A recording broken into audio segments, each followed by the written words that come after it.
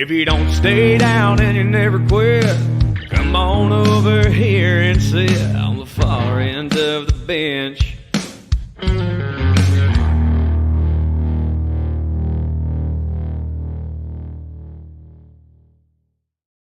Here we sit. There is a weight in my chest. You're up to your elbows in Coors Banquet, listening to sad country music while writing this because, in the most literal example for some time, breaks your heart once again. It's not the same as it was. We're different now. You'll see. Yet we continue to wait. The Bengals season comes to an end, 23-20, and the Chiefs move on to the Super Bowl. Patrick Mahomes, Travis Kelce, Chris Jones, and Andy Reid to play for the ultimate prize. They get another chance to solidify a modern dynasty, 2 Super Bowls and 3 AFC championships in 6 years. To them, a heartfelt congratulations. I didn't record the thoughts after last season, and for that, I apologize. To the Rams and Chiefs both, you guys were better at the times, at the critical moments, and you guys both outlasted the Bengals, ending their seasons. To my Cincinnati Bengals, I would be lying if I hid my pain, the raw hurt, knowing how close you came. You deserve so much more. In 2019 through 2020, you battled through a 6-25-1 record, back-to-back top 5 draft picks, and a 31-year playoff drought. Since then, you have gone 22-11 over back-to-back division championships, adding 16 wins back to your overall record, breaking the streak all the way to a Super Bowl chance.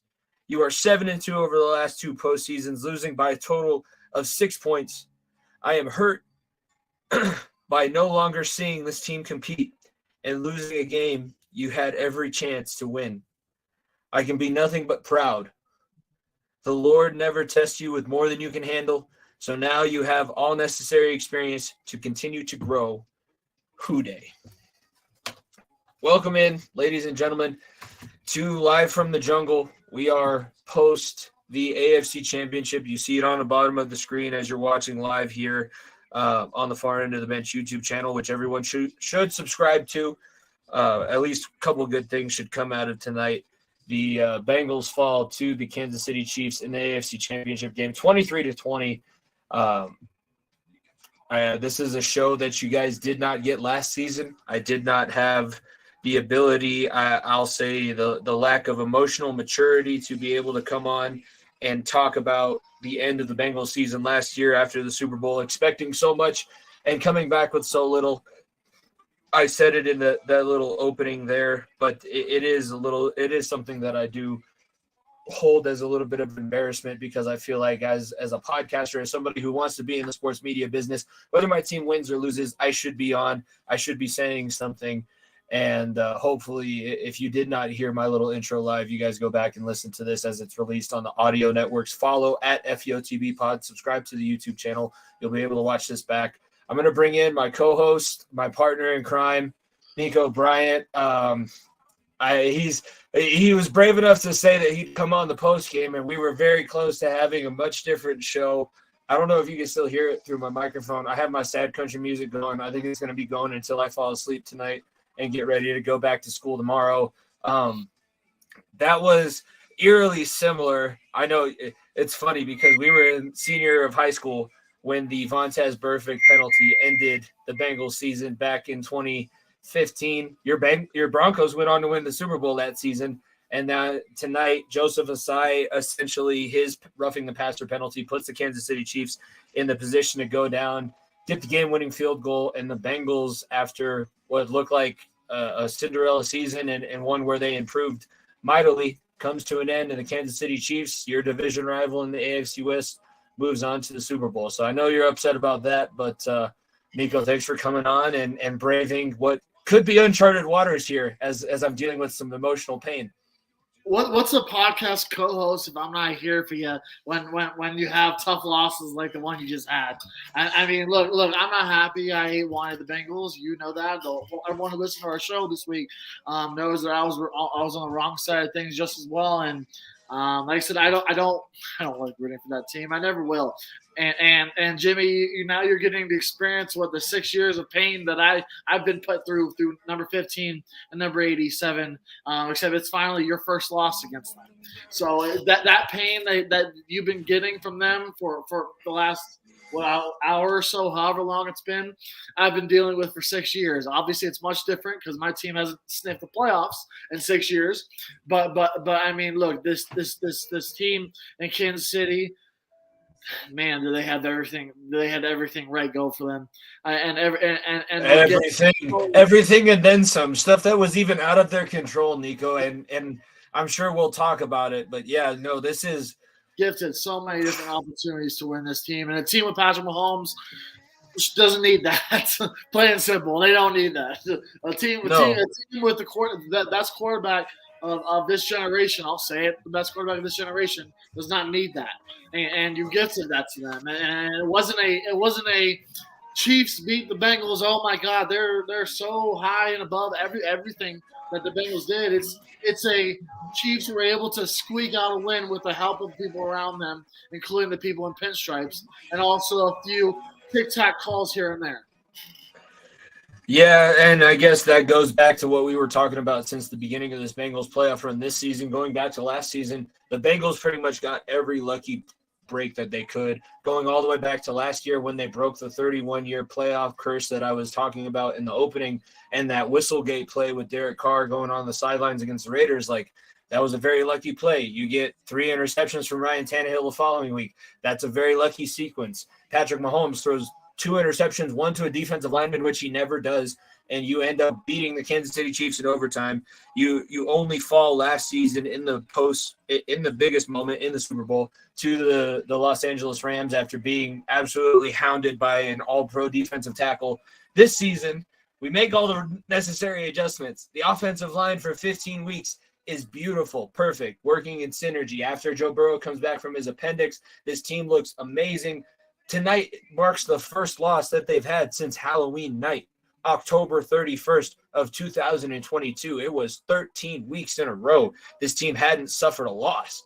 So I don't want any of that to be lost in what the next however long this live broadcast is going to be. It's been 7 minutes so far. I feel like it's been as positive as it can be. Make sure you follow at FEOTB Pod. Make sure you subscribe to the YouTube channel. We'll obviously talk about this game a little bit more when our podcast drops this Thursday. But yeah, Nico, they're difficult. I mean, I know that Travis Kelce and Patrick Mahomes are difficult. We've played them. This is the 4th time we played them in the last 150 days. And I only know that because Jim Nantz and Tony Romo repeat every fact 1.5 million times. But this is now the rivalry in the AFC. It's the premier rivalry. It's the back-to-back AFC championship games. These are the 2 teams that you have to be able to beat, compete against, and play very well to be able to have a chance at winning the Lombardi Trophy. And so far, I guess I'll turn it over to you because as a Broncos fan, the Kansas City Chiefs now have the possibility of solidifying a dynasty. I mentioned it in the cold open.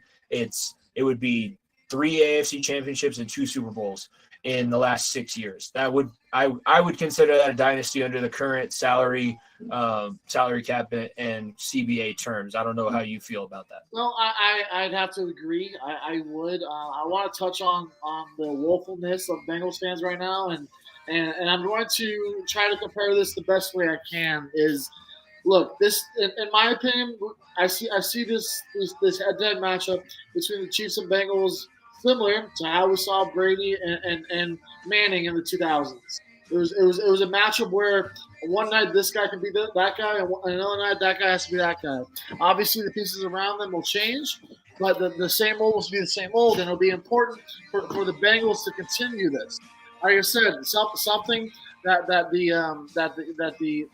Colts didn't necessarily do for Peyton was keep that strong group around them. Yes, the Marvin Harrison's, Reggie Wayne's of the world played really well, but it just wasn't as great.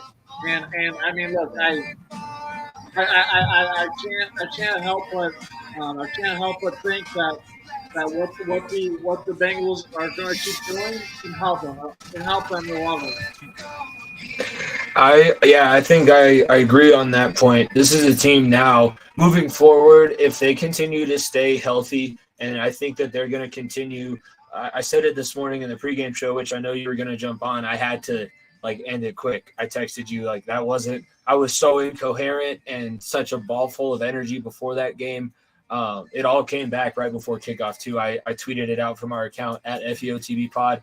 The Eagles game just made me more nervous. It didn't ease my anxiety one bit. So this morning I said it. Mike Brown is doing the things that's going to try and continue to keep this team in this position moving forward. He's spending money. He's going to get the outdoor facility made in Cincinnati, which is huge because everybody goes back to that was the entire argument last season when the Bengals were going through this run was that they did not have an outdoor facility. Their owner did not spend money. Their owner is doing that. Their GM is going to have the ability to continue to make this team good. They have to get deeper on the offensive line. That was made clear. But for the first 15 weeks of this season, after you get over that not playing in the preseason, which you and I both harped on immensely at the beginning of the NFL season on our podcast, The Far End of the Bench, which comes out every Thursday, I think after that and that Halloween night game, this was a team that you can consider would be put, if we're going by eras, the last era would be the Brady's and I would say the New England's and the Baltimore's, where you're pretty much certain to see those two teams in at least the divisional round of the playoffs every season. They might play every now and then in the AFC Championship. They might have to beat each other in the divisional round. They might not meet up every now and then, but those are the two teams in the AFC, and you can throw in the Colts there too when they had Peyton. But this is the matchup. These are the teams that you're going to have to beat moving forward. I think that they have the ability, if they do the correct things in the offseason with contracts. I know that everybody's on their rookie deals, so maybe that's my little bit of opportunistic outlook on things as a Bengals fan, being able to keep everyone around that we have. But for now, at least, it seems like the GM is going to have the ability. And, I mean, Joe Burrow, Jamar Chase, that defense, if they are able to keep Lou Anarumo, those are all very, very good points to be able to bring back and bring guys in free agency. We talked about it. Peyton was huge in the Broncos in the free agency. You could just say, hey, you're going to go play with Peyton Manning, and the guys would be like, yeah, I don't care how much money I sign for. I'm just going to go out there and play. Yeah, you won't be able to keep around the T. Higgins of the world for when you have to pay Jamar and Joe Burrow. You won't be able to keep around the Tyler Boyds and all that company at all. I mean, when you look at the rest of this team, people leave, absolutely. But what Joe Burrow has built has been able to make it to a point where you can throw yourself out too.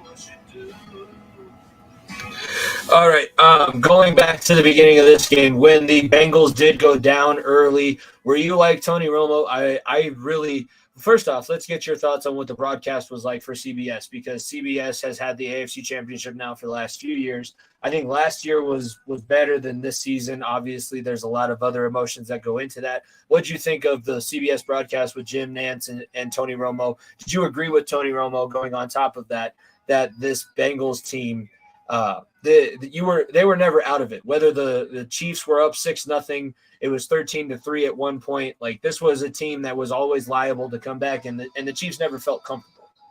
No, they never did at all. And Tony, look, I'm glad it was Tony's last game of the year, and I'm very happy that Greg Olsen will be calling the Super Bowl, because I thought his breakdown of this playoff so far has been incredible. So I will be much happier hearing Greg final game of the year. But look, no, they never were out of it. I think last year showed that when you were down by 19 points or whatever it was at halftime, it showed that the Bengals could crawl right back into this completely. And to be honest with ourselves, there was a big shift there.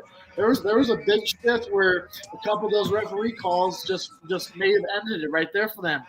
There was a point where the Bengals were a minus 124 on the money line, with the Chiefs with the ball, because of how much they were stopping them.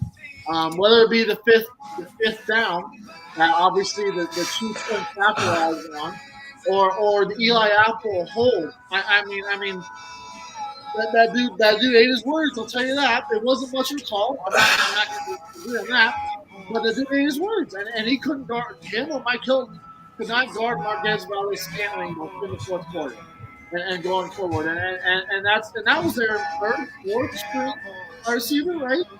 Juju Smith-Schuster went out. McCole Hardman went out for injury, and they had to rely on Sky Moore and like as the likes of MBS. So it's going to secondary. The secondary is going to be another big question for this Bengals team, and it will be going into the offseason. There's zero doubt about it.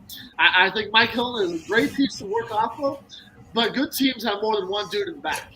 And if you you want to get to the promised land, you have to have a bunch of dogs in the back. You can't rely on one dude to guard every person on the field. Because when Hilton has to go guard MVS because he's smoking Eli Apple, that leaves Travis Kelce in the middle of the field open.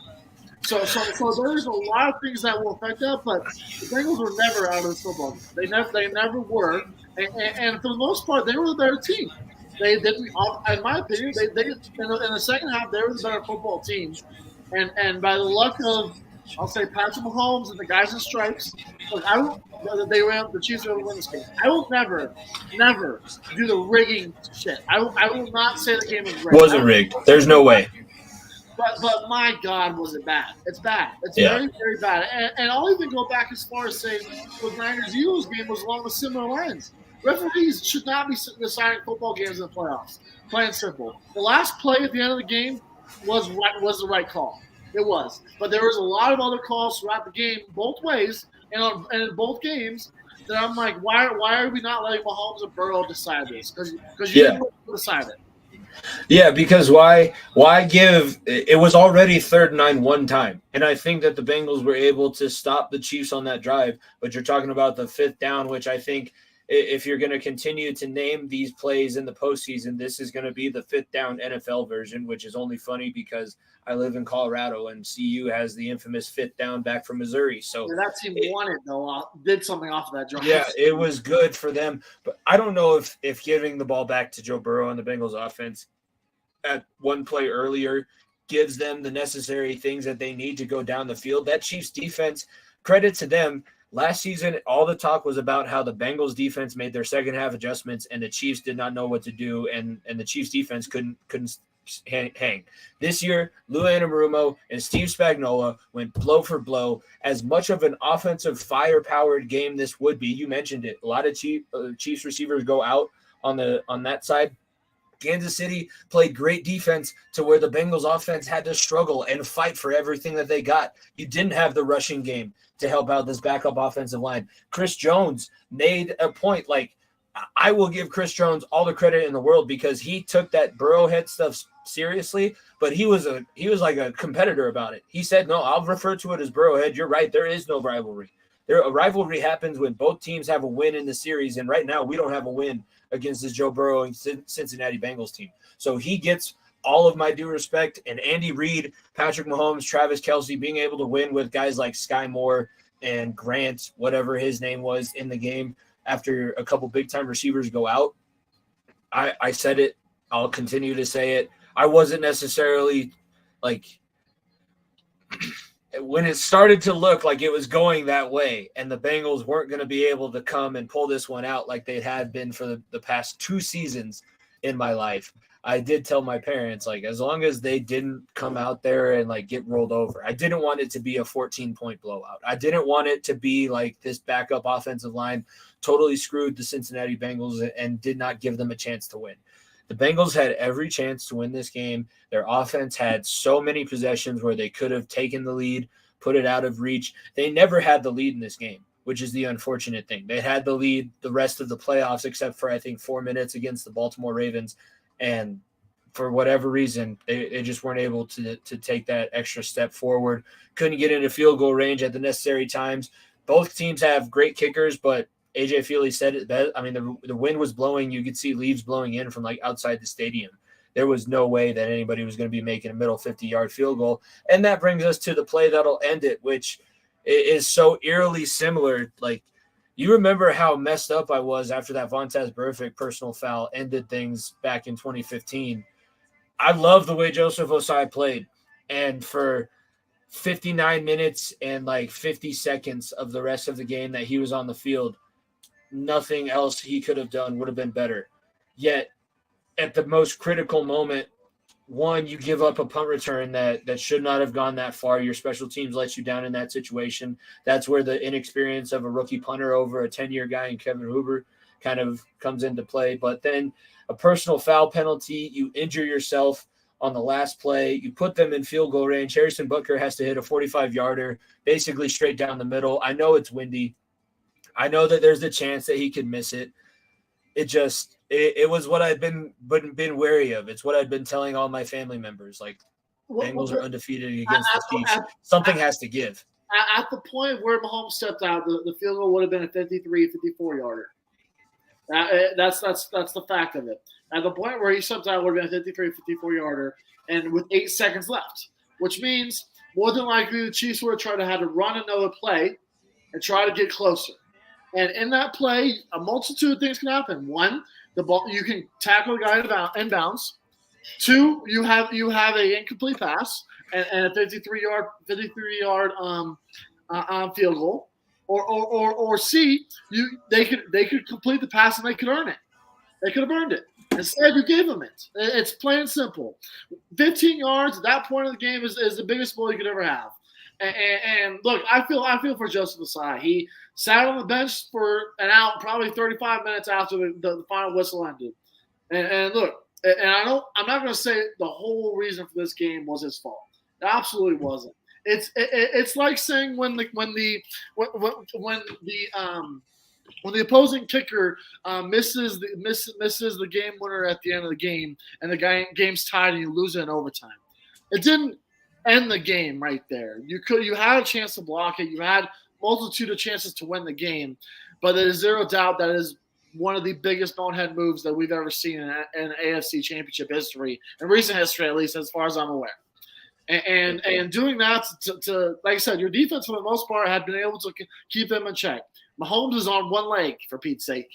You keep him in the pocket, which you were able to do for most part of fourth quarter, outside the one final run, and you may as well get a missed field goal from 50 plus. They said it. Feely said it. 53 plus is not a guarantee in this weather. 5-degree weather. I remember going. I hate to keep reminding myself of this game, but back in the snow in the Frozen Bowl game between the Ravens and the Broncos, people forget the game wasn't over after the Raheem the Dream Moore. Raheem Moore game. The game that play sent it to overtime. There was a game winner in overtime by Baltimore that sealed the game for them, and Justin Tucker, who was very young at the time, won that game. And it was something similar. They got down, they moved the ball, and they were at the opposing 40-yard line and got a couple dumb penalties by the Broncos that put them in range, and they won the ball game. Things like that can cost you. That will cost you the game, and that's something that the Bengals need to take into taking the next season. I want to go back and touch about this Chiefs defense and the defensive battle, because on the preview of this game last week on our show, I said that this Chiefs defensive line is something that the Bengals have not seen all postseason and all season long. The Chiefs defensive line, if you didn't know, now you know, has the most sacks in the NFL this year. That defensive line total, 15 sacks from Chris Jones alone. And look, you can say what you want about the Bills. The Bills are very one-sided defensively, and they got exposed, absolutely exposed. This defense and all those backup offensive linemen, where I don't know what your name is, and I don't care. Well, all those no-name dudes got shown, put on notice tonight, because Burrow did not have the time he did. The second half adjustments with having Mix and Chip, having the likes of I forgot who the backup tight end it is, Chip, that helped the edges, but it was the interior offensive lineman. That's where Kappa could help you. That's where the likes of these other dudes and Lyle Collins and the veteran experience of him, having him back will help you. That's why you signed those guys in the offseason. So I'm not going to say that hurts you in the long run, but in the fourth quarter with 2 minutes left, Burrow has more time than what he has, and Frank Clark and Chris Jones just don't tee off on your second string offensive lineman. That's the results you're going to get.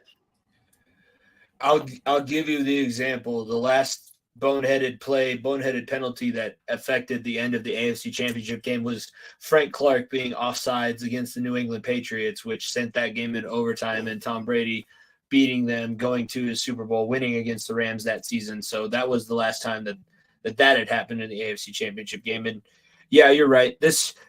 I was nervous. I said it on our podcast that this defensive line had the pass rush, like Chris Jones, Much better than anything they faced. Yeah, Chris Well, Jones is 6'6", 360.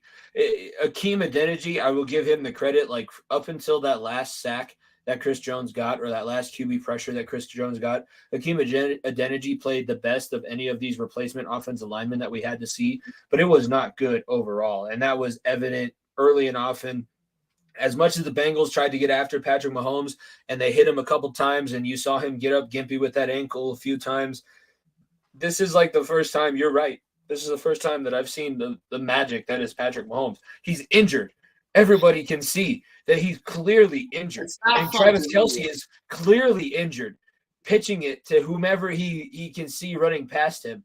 Yet this team just does not have the ability to make those critical mistakes. We thought they did it with that fumble, and the Bengals get no points out of it.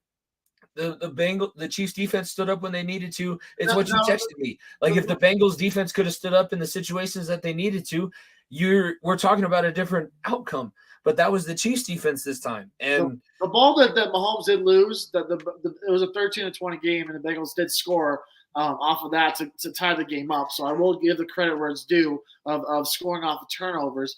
But like I said, I've seen it for 6 fucking years. Plain and simple, I have. Reasons why the Chiefs can win these type of games where it's gritty is because they're so well coached, and because Andy Reid keeps the guys in check. Yes, obviously there's the idiots of the middle linebacker saying, "Do you see anything special about the Bengals offense?" No, that's the only thing. It's the only thing you saw. It's the only thing you saw from the Chiefs disrespecting the Bengals at all. Everything for the most part was, yeah, we haven't beat them. Yeah, we haven't beat them. Yeah, those guys came to our house and beat us. Over on the other side, Jimmy, constant Burrowhead, constant Eli Apple running his mouth.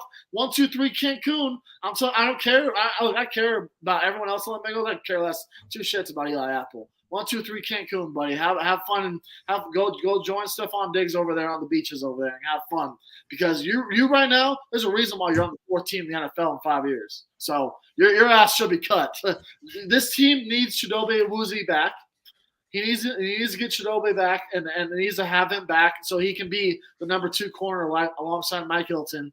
And you need guys like Dax Hill, who you drafted in the first round last year, to take that next step next year. Don't use that name around me right now. That stupid ass punt penalty. It's a rookie mistake, Jimmy. Plain and simple, it's a rookie mistake, and it happens. But I'm telling you right now, that's the guy who should be your 3rd corner next year, not Eli Apple, when Awuzie and Hill. Of course, yes, of course. So, please, anything that I can do to get Eli Apple off of this team, please. And for my part, I think Zach Taylor did call a good game. I thought there was a lot of gutsy calls and a lot of great calls by him and Callahan to get the team where they were in a position to win the football game. In the end, they just did not have enough and had some other things go wrong the way. But like I said, it just shows to what Andy Reid has done over there. That team knows that you don't have to win pretty games. You can win ugly games. They did that all season long. They kept the Broncos in 2 games. They kept teams like the Raiders around. They kept these teams that they should have beat by 20, 30 points around these games because they know at the end, all that matters is getting a W and moving on to the next week. And here they are doing exactly that. And right now, Andy Reid knows better and knows his team more than anyone, and knows that we can do the shit talking after the game. We can shit on you for talking about Burrowhead. We can shit on you talking about Burrow owning us and doing all that after you walk off the field and street clothes and not putting on another jersey until come July and training camp. And that's exactly what the Chiefs did. Yeah, and now you and I are going to be at odds, and I'll get you out of here. I'm going to give my final thoughts. I'm going to give people from the Variety Sports Network a chance to jump on if they want to. I'm the biggest Philadelphia Eagles fan. I might have to get myself a Jalen Hurts jersey to wear by the time we have the Super Bowl played, because fuck the Chiefs, man. Fuck the Chiefs so hard. I respect everything that you did, and I have it scrolling down at the bottom. I have it posted at the bottom of the screen. You beat us 23-20. You broke the curse. Mahomes has gotten the win against Burrow. All of those things. Look, I hate Philadelphia too, and I may or may not have tweeted out on our account. It may have been me, may have been Jimmy, that we gave Philadelphia their only Super Bowl of this year when Embiid beat Jokic. So I may or may not have said that.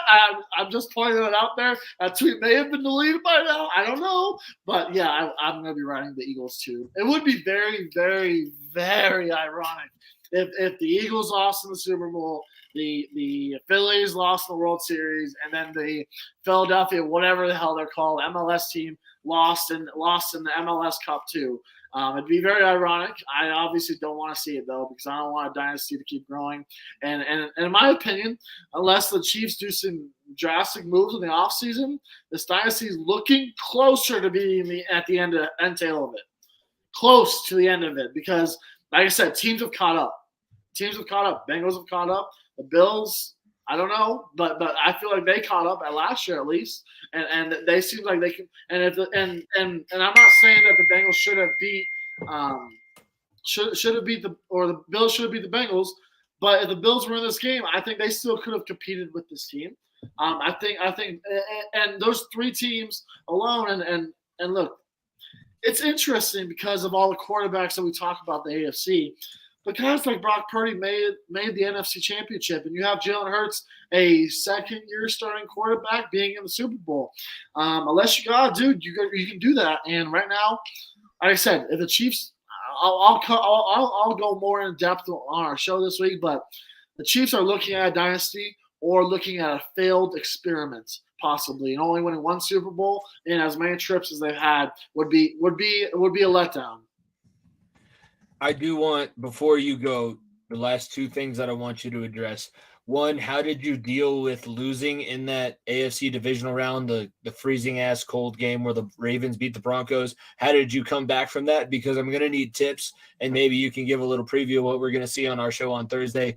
And then what were your just initial reactions? We'll break it down more in depth on Thursday. But for the NFC Championship, the 49ers go down to their fourth string quarterback. He gets hurt. Brock Purdy goes back in. Christian McCaffrey gets the quarterback headset. It's a whole fucking mess. But what did you think about that whole experience that we had there? The last two thoughts, and then the Eagles were the best team in the NFC. It wasn't even close.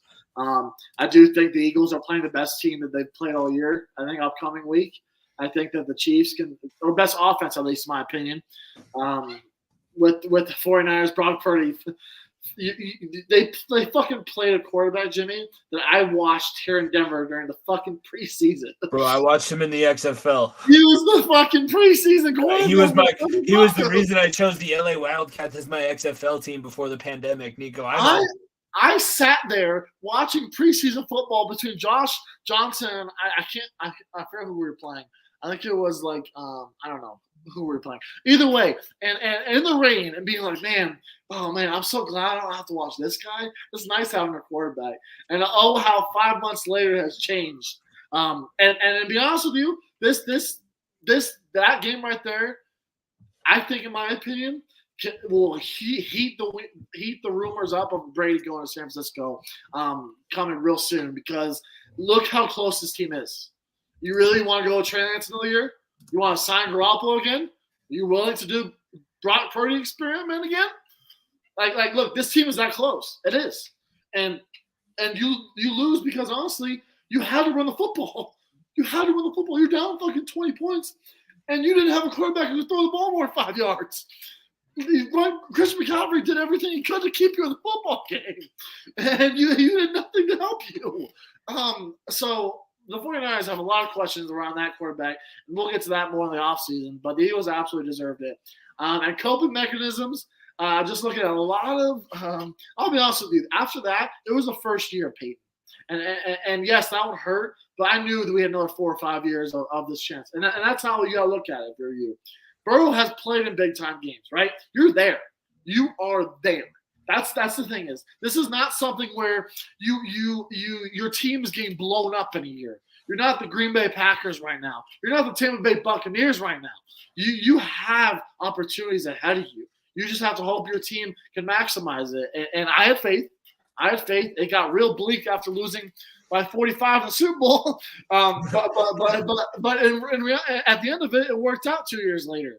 And it may take some time, but the reward of winning a Super Bowl is more than you can ever imagine. And all I'll say right now is you have the dudes.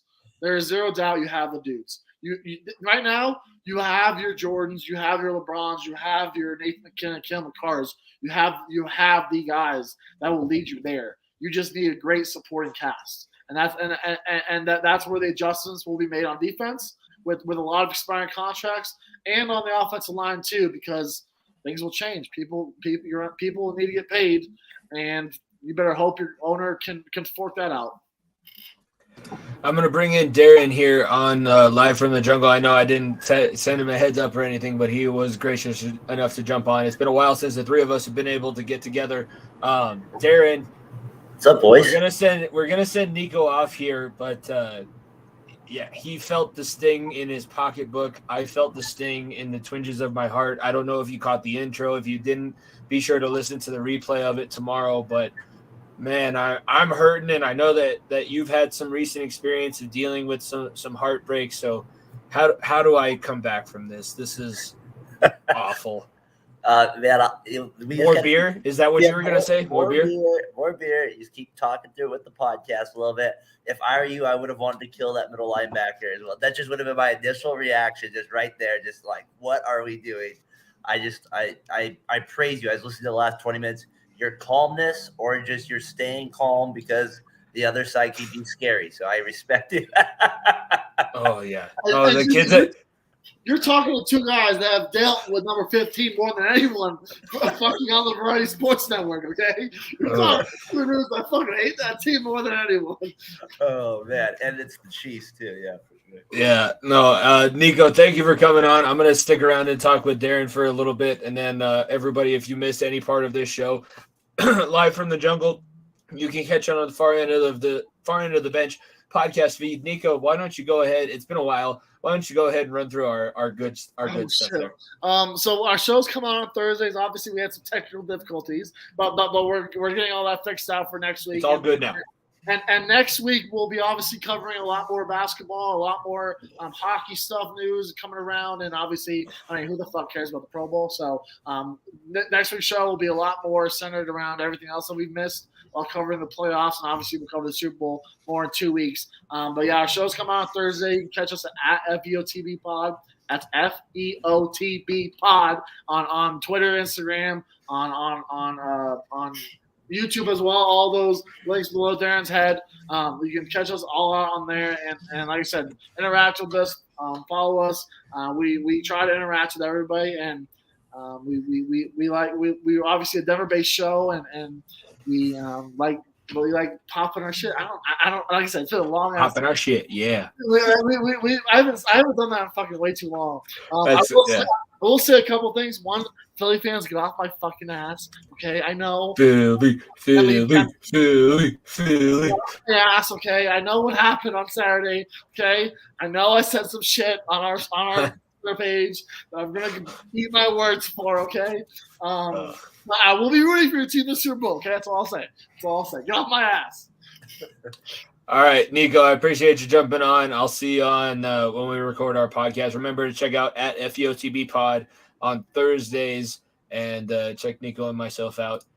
All right, I'm here with one of the co-hosts of the Fat Boy Fadeaway Sports Podcast, Darren Bryant. Darren, I'm sure you watched the game. I'm sure you watched both games just like I did. Yeah. I took a little bit of a nap during the NFC Championship game because I knew I was going to need it.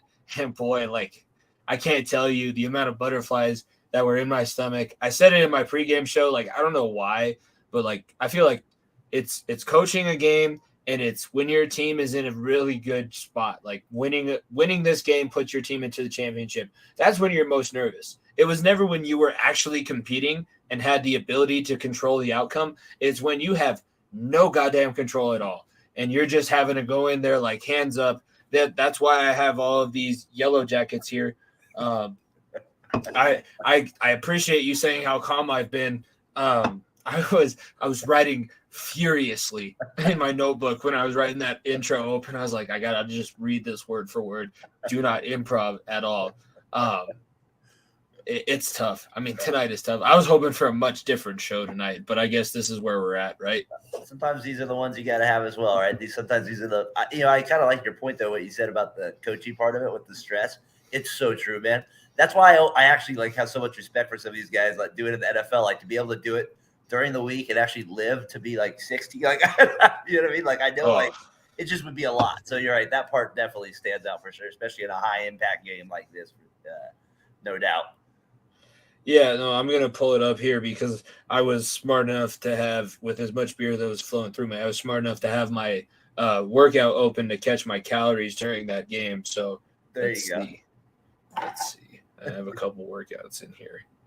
During the game, I burned a total of 1,508 calories, and my average heart rate was 80 beats per minute with a range of 56 to 121. So I'll say 56 was when T. Higgins caught that 40-yard dot to end the first half, and the 121 was when Harrison Butker was taking like his last 3 steps back to kick that final field goal. It was a range of emotions all the way through. Unfortunately, I come up out on the wrong end of things. And I know you have some mixed feelings probably because I'm a Bengals fan, and last year we ended your season. We ended our 31 playoff year losing streak against your team in somewhat nefarious fashion, and I guess I want your thoughts on that too with this game.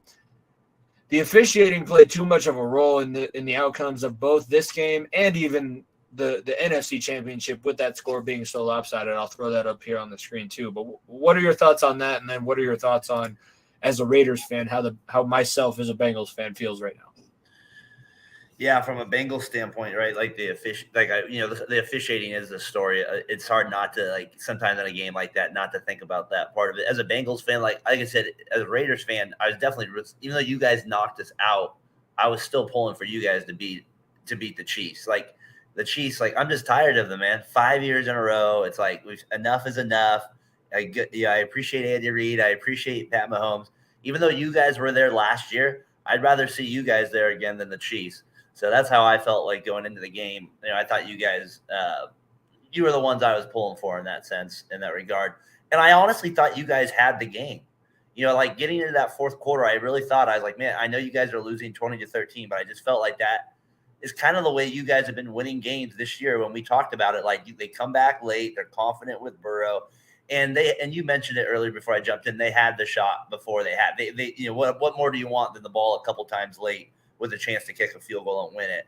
So, that's the part, like, where are the penalties and all that? It's like, that's where at the end of the day, if you're the coach and a player like Burrow, you're like, I had the ball, I could have done something if we won. So I think that's the part that probably I would think, for me, if I was in your position, would kill me the most in that sense. As much as those penalties suck too, I'd be like, we did have a legit chance at least.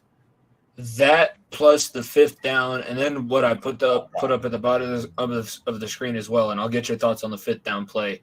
But the Bengals over the last 2 seasons, 22-11. After the previous 2 years, I mentioned it, a 6-25-1 record from 2019 to 2020. That was the year before they drafted Burrow, the end of the Marvin Lewis, Andy Dalton era, into Joe Burrow being injured in his rookie season. They've added 16 more wins to their total over the last 2 seasons from 2019 to 2020. So they're obviously doing something correct. They have the ability to continue to do so. That 5th down play, Darren, CBS ended up finding a shot to show you where the referee was trying to run on the field and blow the whistle and then just be like, fuck it, let's have him play it out because I'm a 55-year-old white-haired white guy and I need to be on national television for 25 seconds. But that should not have happened. Like, that was – the Bengals should not have had to stop the Chiefs 2 times. I saw one Twitter account, I should pull it up here because I think I liked one of their tweets, but it was like, okay, the Chiefs just converted on 8th down and 4. So hopefully they don't have another shot here. So what were your thoughts there? Well, the first thought was, I just feel like this is the type of stuff that happens to the Chiefs. They get these type of breaks, right? Like that's kind of my initial thought right away when it happened. And then I feel like, was there one? What am I thinking too? There was one where I feel like you guys got a holding on a penalty as well. Is that the one you're referring to, right? And then there was that one where you guys got a sack later to kind of make up for it in a sense. But I feel like that, yeah, as a defense, those are the type of things. And even as in an AFC championship, you can't have that type of tackiness because it's just like, you got to understand, like, the sport is so momentum play to play. Like, that's a killer. Like, it's like you can't have a fake play. Like, that is just unacceptable to me, like, in that regard. And, like, if it goes negative, like we said, thank God it wasn't the ultimate decider, but still those things do add up over time. And I just, for me, that kind of stuff, I mean, like I said, like for you, it's got to be even more frustrating because your team was kind of the result of, that got affected by that. But like for me, just from outside watching, I'm just like, how tacky that can be the case. And just like, I don't know, it's just bad luck to me. I agree, and it's one of those things like I'm sure your podcast partner, Tyler is going to have a lot of things to say. There was a lot that could have gone differently in his game. There was a lot that could have gone differently in my game, and I just have this show right now to be able to talk about it. But that was just one of the most – why end the season that way? Why? Why have the officials be such an important part of the end of what everybody said was going to be the best game of the weekend? It was. Yeah. Why have the officials play a part in the outcome of that game in that situation? As the NFL, you'd have to be pissed, even though you get your Kelsey Super Bowl, Travis versus Jason, and we're going to have 2 weeks of content where Stephen A. Smith is going to come out in a Philadelphia Eagles onesie, and it's just going to be, the Cowboys fans are going to turn over in their grave. But, like, why have that play a part of it? Patrick Mahomes showed he could have won that game without your help. You didn't have to officiate the game in the Chiefs' favor as well. Again, no offense to you Chiefs fans. You guys won that game, but come on. We all know. It was bad, man. I just can't even – that's why football's stressful too, like you were saying about your heart rate thing with that stuff. That's why it's stressful too, because you got like 40 seconds between plays, and then you got to deal with the refs after the play to see if a yellow flag's in there. What do you think? Do you think they just like they never do full-time officials and they never really seem to ever care about it? I don't know. Like I just don't see it's. I like why would they do it now? I mean, I guess to me that's the only real thing they could do, right? It would be something like that or entice. I can think I said it on my podcast, but I was coaching a middle school wrestling duel, and I was talking to the ref after he almost kicked me out because after like 10 minutes after he almost kicked me out, we were cool again. He goes, "No, I refed the high school duel, this middle school duel, and I did a middle school duel for an hour yesterday. I made $900 this week." I was like, "Fuck, man." You have me thinking I'm on the wrong side of the whistle here. So if you start enticing officiating with that kind of money, then you might have some competency there. That's true. But also, why is Gene Steratore? They should just the NFL. Let's fire Gene Steratore and all these officiating analysts for all these TV networks and make them head officials again. Because the guys that took over for you have proven they suck. In big moments, they're not good. They can't be relied on. So let's not let the officiating. I saw a tweet earlier today too, and again, I apologize, but I can't. I was so emotional. I wasn't writing down Twitter handles when I was seeing these things. But I remember a day when you could watch an NFL game and not notice the officiating once. And I know you probably remember the same thing. Yeah, no, it's been a while. I mean, I feel like recently, in these championship games, it has been becoming more of a factor, though, right? Like kind of almost back to the Saints Rams one. I feel like it's gotten a little bit worse over the last 5 years. I mean, yeah, there's always bad calls, always like little things here or there, but it just seems like it's for how far and how much money they put into these replays and like where we're at with like all these officials and all. It just seems like we'd be better at something like this stuff. You would think so. Darren, I appreciate you coming on. I'm feeling like we should wrap this thing up here soon. So go ahead. I know you had your episode drop earlier this morning on Variety Sports Network. Everybody should follow at Variety_Sports_. Maybe give our listeners now that are live a little preview, a little enticer as to why they should check out your most recent episode there on the Variety Sports Network for the Fat Boy Fadeaway Sports Podcast. Yeah, no, thanks for letting me jump on. You threw the invite out there, which I always appreciate. And sometimes it's hard to kind of jump on when I can, but I was like, I got to jump on it just for a few minutes, just kind of talk to the guy, see how he's doing. The guy from my Talking the Gridiron host here. So thanks again for letting me jump on here and kind of talk the AFC, NFC championship games with you here a little bit, mostly. Check us out, Fat Boy Fadeaway Sports. our YouTube channel. Our latest episode dropped this morning. We had a guy on that did a documentary on the Oakland A's stadium. He's got like over 2,000 views on the things. He did a really good job with that young kid. So that's a big deal out here with the A's. But then we also touched on the championship games, and one of our big topics was it okay to root for a rival? So as obviously as a Raiders fan, Tyler being a Niners fan today, was one of our topics that we talked about going into the day. So check us out at Fatboy Fadeaway Sports. It'll be good. We're trying to get Niko on one of these days, talk Nuggets here soon too. So we'll see if that happens.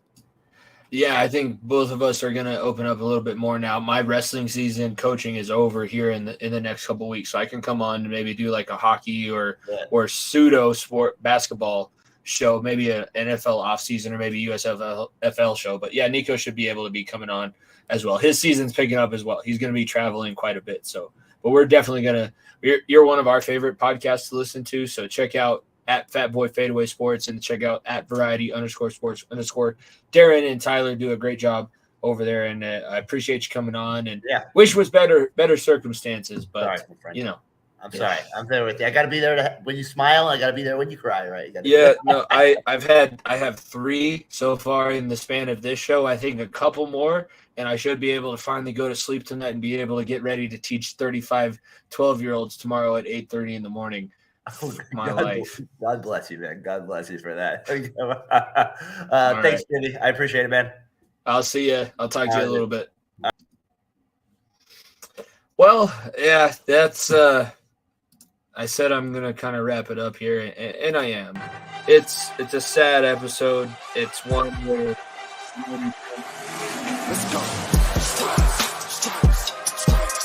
and maybe they should have talked a little bit about with both Niko and Darren, like the officiating shouldn't have been that much of a deal, but at the end, Kansas City beats Cincinnati, and they did it in a way where you can't argue with it. They're the AFC champions. They're going on to the Super Bowl to face the Philadelphia Eagles.